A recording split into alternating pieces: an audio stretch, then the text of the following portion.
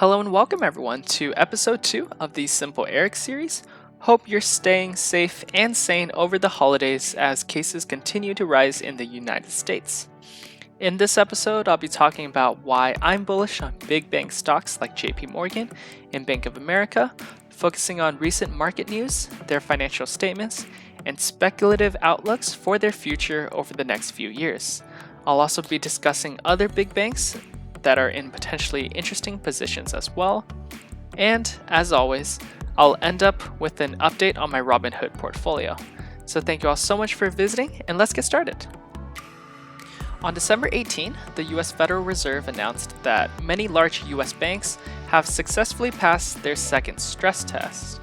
Now, these test scenarios analyzed whether these banks would survive quarters of decreased revenue through loan losses and long-term economic downturns. Thankfully for all of us, the Fed concluded that these banks have built up sufficient cash reserves to weather out several quarters of economic turmoil and are well positioned for moderate hits to loan loss reserves in the near future. Now, this is extremely good news for many investors in big bank stocks like JP Morgan and Bank of America. The US Federal Reserve just allowed many banks to pay out dividends and buy back shares again. For any new investors watching, a dividend occurs when companies pay out a portion of their profits to shareholders. And you can kind of think of a dividend as a cash reward to investors for holding on to their stock in that company. Now, I can use that payment in a variety of ways. I could A, cash out that dividend and pay my bills, B, keep the money in my Robinhood cash account for 0.3% savings, or C, reinvest that dividend back into that company and buy more shares, giving me more passive income through compounding dividends in the future. The ability to perform share buybacks can also generally be a good sign for many large, stable companies. As the name suggests, share buybacks occur when a company purchases shares of its own stocks from the public. Now, these companies can purchase their own shares for a wide number of reasons, some of which can be very beneficial to individual shareholders. For example, a company might believe their shares are currently undervalued, perhaps due to some recent bad news. They might purchase their own shares now so that when the stock price rebounds, they can reissue shares at a higher price. Now, regardless, a buyback reduces the number of outstanding shares circulating the market, meaning that your shares as an individual investor make up a larger ownership of that company than before. And this news by the US Federal Reserve indicates that big banks like JP Morgan and Bank of America are currently in very healthy positions, and I'm personally very bullish on these two companies in 2021. Both JP Morgan and Bank of America are the top two largest banks in the United States by total assets and market capitalization, far exceeding the others even in the top 5. And to see how profitable these companies are, let's start by analyzing their financial statements in the last few quarters and over the last 5 years. First off with JP Morgan, their annual net interest income has continually increased over the last 5 years, with their total revenue far exceeding the $100 billion mark. And looking at their net profit, we can see that historically they've been a highly profitable company as well. And even if we look at their quarterly financial statements in 2020, JP Morgan bounced back really well over the last 2 quarters since March. Surprisingly, the bank even managed to be highly profitable at a time when many companies closed down, loans were defaulted, and unemployment increased dramatically. We can also look at the relative health of their dividends as well. Currently, JP Morgan has a dividend yield of nearly 3%, with an annual dividend payout of $3.60. They've been consistently growing their dividend since 2010, with a double-digit 5-year dividend growth rate, which is very nice for people like me who want a stream of growing passive income. Their dividend payout is also very healthy at 47%, meaning that over half of their profits are reinvested back into the company to increase their growth, market share, and competitiveness. And personally, as a general rule of thumb, I prefer stocks with payout ratios of 60% or less, since I want my companies to also reinvest back in themselves to remain market giants in future years. And Bank of America also has a pretty healthy income statement as well. We see similar trends of increasing net interest income over the last 5 years, and annual net profit remains pretty high at around $25 billion. Their quarterly reports are also fairly good as well, with their net income slowly increasing over the last 2 quarters after the market crash in March of 2020. While their income statement might not be as impressive as that of JP Morgan, on paper, they still seem like a very profitable, stable company poised to make a strong comeback in 2021. Now, their dividend scorecard is particularly interesting. Currently, Bank of America has an annual payout of 72 cents and a dividend yield of around 2.4%. Their payout ratio is very safe at just above 40%, suggesting that most of the company's profits are going directly back into the company to increase their competitiveness. What makes Bank of America very intriguing for dividend growth investors is that they have a 5-year dividend growth rate of 40%, which is pretty insane. Now, it is worth mentioning that they've only grown their dividend for only 7 years, since they have had financial difficulties affording dividends between 2008 and 2014 after the Great Recession. Jamie Dimon, the CEO of JP Morgan, is well known for being a strong and fiscally conservative businessman, choosing to build credit reserves early at JP Morgan that resulted in such strong financial statements in quarters 2 and 3 of 2020. In fact, his efforts helped JP Morgan build enough reserves that, directly after the news from the Fed, they announced a share repurchase program of $30 billion. And to put that in perspective, their market cap is only around $380 billion, meaning that the company is planning to purchase back nearly 8% of all its outstanding shares on the market. And this is actually pretty big news, since the vast majority of JPM is held by institutional ownership and insiders. Public individual investors only make up around 27% of the company. So a share buyback of 8% greatly reduces the number of outstanding shares on the market. JP Morgan has also long been known for frequent share buybacks and rewarding their investors far before 2020. And so I'm personally very happy owning the company based on its strong financial statements and short-term plans across the next few years. They're down almost 10% from its pre-pandemic days, even with a very healthy income and balance statement, which makes me think that it's still relatively undervalued or near fair value and a potential recovery play. Their long-term debt is also sustainable, so I'm really happy with this position overall, considering its potential for high return while also having fairly low risk. Now, Bank of America has not announced share buybacks at the time of this recording, and they are more interest rate sensitive than most other banks.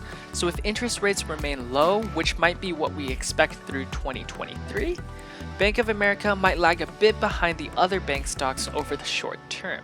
However, I'm still pretty optimistic on this company because Bank of America is likely to announce a share buyback over 2021, as they historically have often done.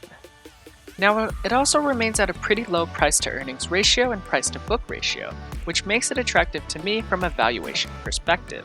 They're also down around 15% from their pre-pandemic days, even with a strong income and balance sheet. So that's another reason why I remain bullish from a valuation standpoint. They also plan to add over 2,000 more ATMs to its network, which would increase its customer base. It's also the second largest holding in Warren Buffett's Berkshire Hathaway portfolio, which gives me a little bit more comfort holding the stock over the next few years. With an aggressively growing dividend and fairly strong income statement, Bank of America is one asset I'm happy to keep in my large cap investing portfolio. Out of all the bank stocks in my portfolio, I'm the most bullish on JP Morgan, which is why it's the largest financial holding in my Robinhood portfolio. Back in October 2020, they announced the development of Quick Accept and their card reader, allowing businesses to make transactions within minutes and receive sales within the same day.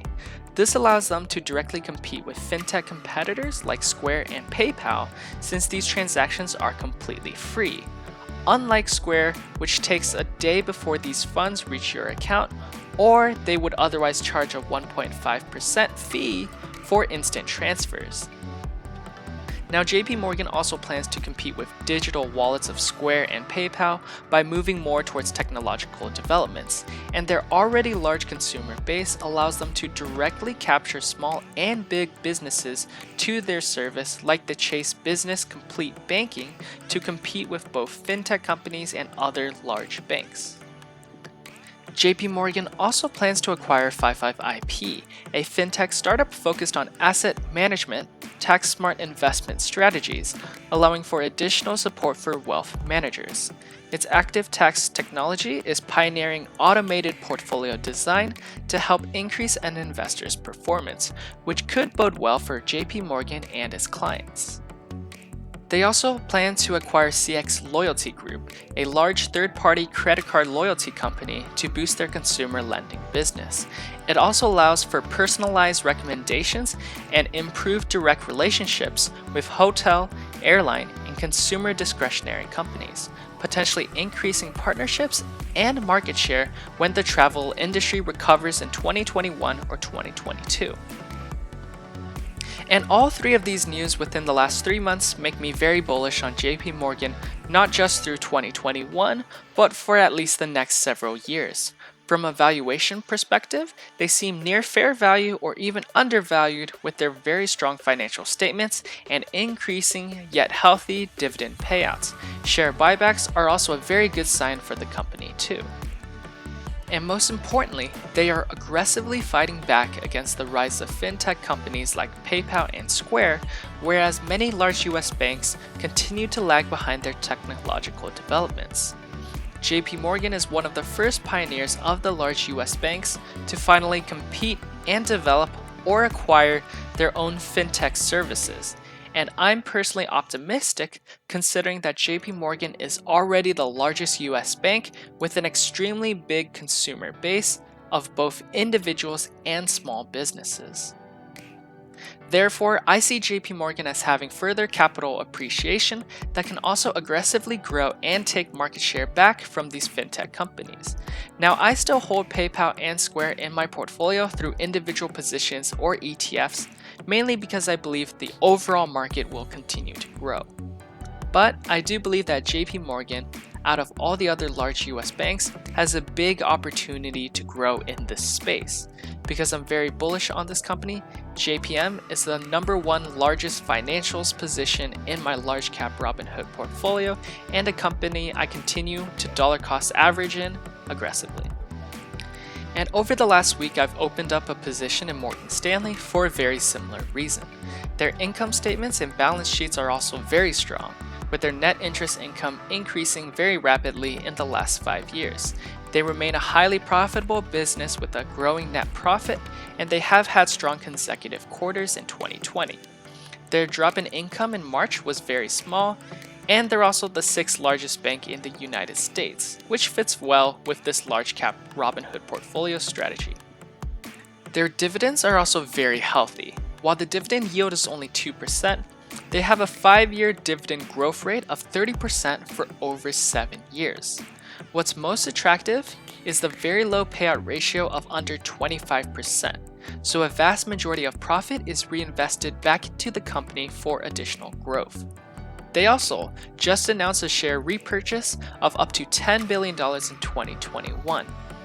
And other companies that might also be worth researching more about include Goldman Sachs and Citibank, but I won't be talking much about them since they're not in my portfolio. So as of New Year's Eve, we've crossed the 10% all-time performance mark in the last few months. I ended up exiting my positions at Alibaba and Tencent, but this wasn't because of the recent stock price drops or Chinese antitrust lawsuits. Instead, I was just more comfortable analyzing and holding US-based companies. I have a lot more potential exposure to them in the real world, and they're much easier for me personally to analyze based on me living in the US and interacting in US news and politics.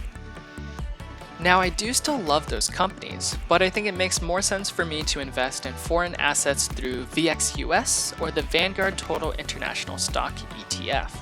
They're still the top 2 holdings in that ETF of over 7,000 international companies across the world, but I'll have more broad exposure to them without having to go through any individual company's weekly news. It also has a very low expense ratio at just 0.08% and includes a small dividend, so I'm happy to invest in foreign companies through this ETF. I also opened up a position in VYM, the Vanguard High Dividend Yield ETF. Currently, it has a dividend yield of over 3% with a 5-year dividend growth rate of 8%. I personally enjoy holding this ETF of 414 companies because every single one of them pays a dividend, and many are very large companies with stable revenues and cash flow streams. Many of these companies are called dividend aristocrats, or companies with a very long history of increasing their dividends over 25 consecutive years. This means that many of these companies have gone through the dot-com bubble, 2008 financial crash, and 2020 stock market crash, and they still remained profitable enough to continue paying dividends to their shareholders. And that's not all. They even made enough money during those crashes to raise the dividend. And this gives me faith that these companies would still have very large cash flows even during bear markets, and broad exposure to these companies through VYM allows me to receive dividends while not worrying about an individual company's bad news should they do poorly in a recession and have to cut their dividend. I also like VYM because it has increased exposure to more traditionally defensive sectors like consumer staples and utilities relative to the S&P 500. Because my Robinhood portfolio is pretty concentrated in technology stocks, I can use VYM to decrease my exposure to the technology sector to hedge against market downturns that might significantly hurt tech in the near future. Now obviously, I'm clearly still very bullish on tech stocks like Apple, Microsoft, and AMD, and don't anticipate them falling that bad next year. But adding more defensive, dividend-paying companies could smooth out the ride in case we do go through a bear market that negatively affects tech stocks. Also, tech and growth stocks are getting pretty expensive over the last few months, and it's getting harder to find good deals on the market. That's sort of why I've been turning more towards the financial sector and dividend ETFs like VYM that have lagged behind this year. I personally think that they have similar opportunities to grow over the next year while having a bit less risk. But I'm not a financial expert and I could be totally wrong. I've also increased my exposure to cryptocurrency as a potential hedge against inflation, and I'll be talking more about how to invest in crypto and gain interest on these assets in the next few episodes. With all that being said, thank you everyone so much for watching episode 2. If you enjoyed the series, feel free to leave a like and subscribe.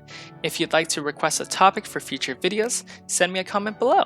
And if you're interested in starting your personal investing journey with some free stocks, feel free to use the referrals down below in the description. As always, be safe, be healthy, and I'll see you next time.